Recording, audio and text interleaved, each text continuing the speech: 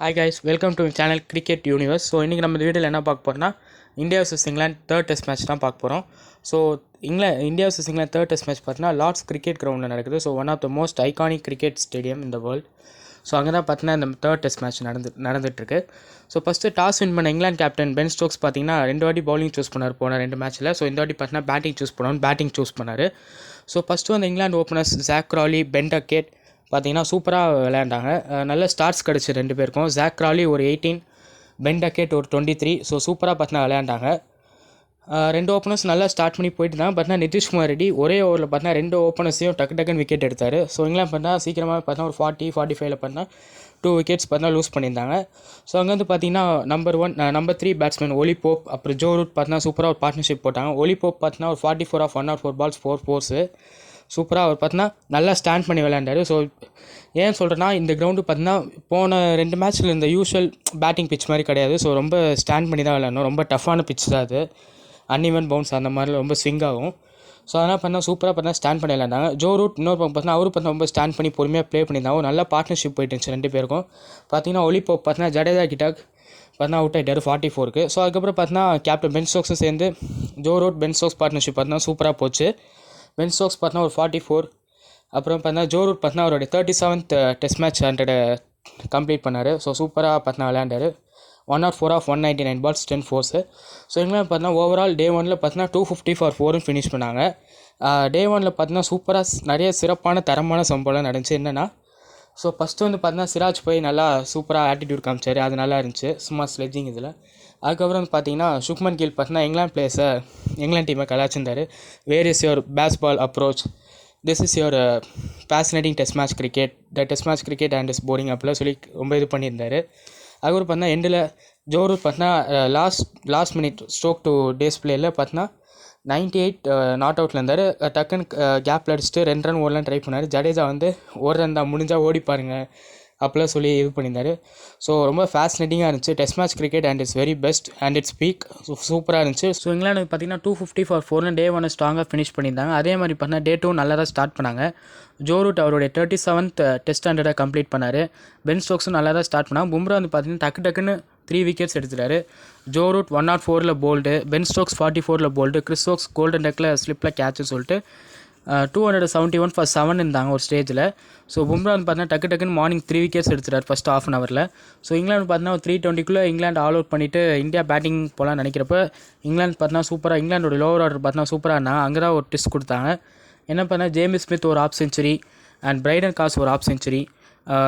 James Smith பார்த்தீங்கன்னா சொல்லி ஆகணும் சீரிஸ் ஃபுல்லாக ரொம்ப இம்ப்ரெசிவாக இருக்கார்.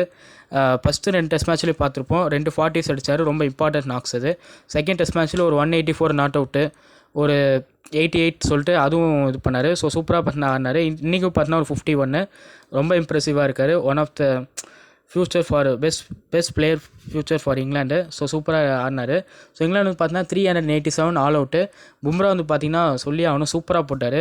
ஃபஸ்ட் டெஸ்ட் மேட்ச்லேயே 5 விக்கெட்டு, இந்த மேட்ச்சில் 5. அவர் ஆடுற மேட்ச் ஃபுல்லாக 5 விக்கெட்ஸாக தான் எடுத்துகிட்டு இருக்கார் ஃபஸ்ட் இன்னிங்ஸில். So 27 overs 5 maidens 74 runs 5 wickets.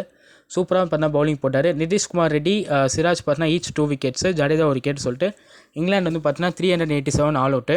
So India வந்து பார்த்தீங்கன்னா எஸ்எஸ்சி ஜெய்ஸ்வால் சூப்பராக ஸ்டார்ட் பண்ணார். 13 runs ஆஃப் ஜஸ்ட் 8 balls 3 4. டக்குன்னு பார்த்தா ஜோஃப்ரா ஆர்ச்சர் பவுலிங்கில் அவுட் ஆகிட்டார். ஜோஃப்ரா ஆர்ச்சர் பார்த்தீங்கன்னா சூப்பராக போட்டு எஸ்எஸ்சி ஜெய்ஸ்வால் பார்த்தீங்கன்னா 30 runsல அவுட் ஆகிட்டார். ஸோ அங்கேருந்து பார்த்தீங்கன்னா கேஎல் ராகுல், கருண் நாயரும் சூப்பராக பார்த்தீங்கன்னா பார்ட்னர்ஷிப் போட்டாங்க. கருண் நாயர் பார்த்தீங்கன்னா 40 runsல அவுட் ஆகிட்டார். கருண் நாயர் மட்டும் இங்கிலாந்து வந்து சூப்பராக பார்த்தீங்கன்னா பாஞ்சு ஃபீல் பண்ணி கேட்சஸ் பிடிக்கிறாங்க. ஸோ கருணாய் பண்ணால் 40 runsல அவுட்டு. ஸோ கருணாய் கேட்ச் எடுத்தது மூலமாக ஜோ ரூட் வந்து பார்த்தீங்கன்னா வேர்ல்டுலேயே பார்த்தீங்கன்னா பெஸ்ட் ஸ்லிப் ஃபீல்டராக இருக்காரு. ஸோ அவர் தான் பார்த்தீங்கன்னா ரெக்கார்ட் 211 கேட்சஸ் பிடிச்சிருக்காரு. இதுக்கு முன்னாடி பார்த்தீங்கன்னா ராகுல் டிராவிட் 210 கேட்சஸ் எடுத்தார். ஸோ ஜோ ரூட் வந்து பார்த்தீங்கன்னா அவர் ஓவர்டேக் பண்ணியிருக்காரு 211 கேட்சஸில். ஸோ கருணாயர் வந்து பார்த்தீங்கன்னா 40 runsல அவுட்டு. ஸோ அங்கேருந்து பார்த்தீங்கன்னா சுக்மன் கில் பார்த்தீங்கன்னா 16 runsல அவுட்டு. 107 for 3 ஒரு ஸ்டேஜில் பார்த்தீங்கன்னா இந்தியா கொஞ்சம் ஸ்லைட்டாக டிஃபிகல்ட் சுச்சுவேஷனில் இருந்தாங்க. அங்கே வந்து பார்த்தீங்கன்னா வைஸ் கேப்டன் ரிஷப் பந்தும் கேஎல் ராகுல் சூப்பராக பார்ட்னர்ஷிப் போட்டாங்க.